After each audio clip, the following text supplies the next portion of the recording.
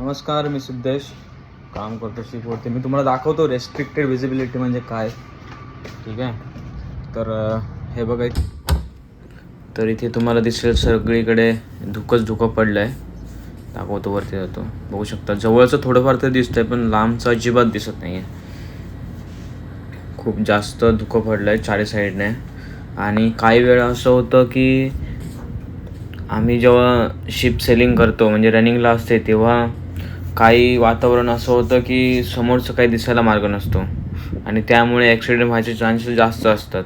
आणि हे जे आता कंडिशन आहे, हे बघा, या साईडला सर्व कंटेनर टर्मिनल आहे आणि मी तुम्हाला त्या साईडला पण दाखवतो जिथून पूर्ण आउटसाईडचं बाहेरचं सी दिसतं आहे. इथे बाहेर बघू शकता अजिबात दिसत नाही आहे. थोडंफार तर समोर काय थोडंफार दिसतं आहे, त्याच्या लांबपर्यंत बाकी काही दिसतच नाही आहे. हे धुक्यामुळे झालं आहे. तर अशा वेळी आम्ही जर रनिंग केली तर पूर्ण काळजीपूर्वक करावी लागते. ठीक आहे, खूप काळजीपूर्वक करायला लागते. हा बघा, इथे टॉवर आहे, तो पण नीट दिसत नाही आहे. आणि अशा वातावरणामध्ये सेलिंग करता येत नाही आणि यालाच रेस्ट्रिक्टेड व्हिजिबिलिटी असं म्हणतात. म्हणजे शक्यतो अवॉइड करतात अशा वातावरणामध्ये सेलिंग करणं. या साईडला पण मी तुम्हाला दाखवतो.